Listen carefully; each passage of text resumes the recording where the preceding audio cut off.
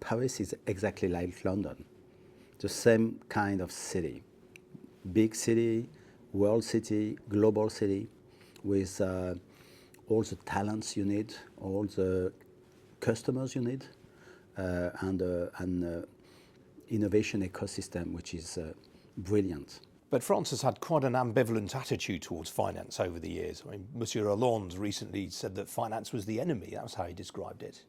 For the parties coming from the left, criticizing finance is part of the game, you know. And I think that it's exactly the same here in Great Britain, and it's also the same paradoxically in the United States.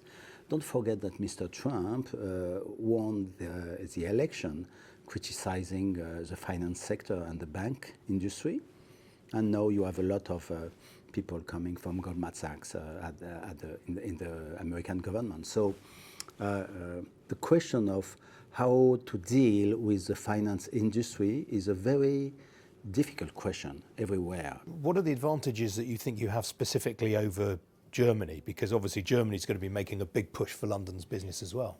Yes, the competition is between Paris and Frankfurt, and the assets are very different. You know, I think that if you ask people who are working in the companies here, they do prefer Paris over Frankfurt, because Paris is more attractive and it's a city where the quality of life is very high level, but there are other reasons to prefer Paris to Frankfurt. For example, Frankfurt is mainly a financial place. You don't find your customers when you are working in Frankfurt, and you find your customers when you are working in Paris, because Paris is one of the more important places for headquarters in the world.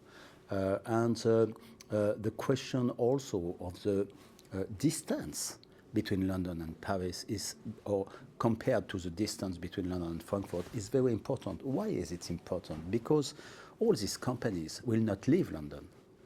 They will have a foot in London and a foot in continental Europe. So if you want to not to have a too big distance between your 2 feet, you have to choose the newest global city, and the newest global city is Paris. Why are you making these presentations now? Wouldn't it be better to wait until after the French presidential elections? I mean, after all, in a few months' time, you could be having Marine Le Pen in the Élysée. Yes, it's a risk, and we are not underestimating this risk. But we think that it's time to begin a relationship with the future people who are going to come to Paris and who are examining things. You know, so I've said that. Brexit is a very particular earthquake. It's a slow earthquake. So you don't feel anything at the beginning. But at the end, the results and the afterwards are exactly the same as the earthquake. And all the companies now, they don't see exactly what they are going to do, because everything is in the fog of the negotiation and the fog of what is exactly hard Brexit, what is exactly losing the European passport, and all these questions are on the table. So we need to have a one-to-one conversation and a very frank discussion with the people here in London. And there is another point which is important for us and for Mayor Hidalgo.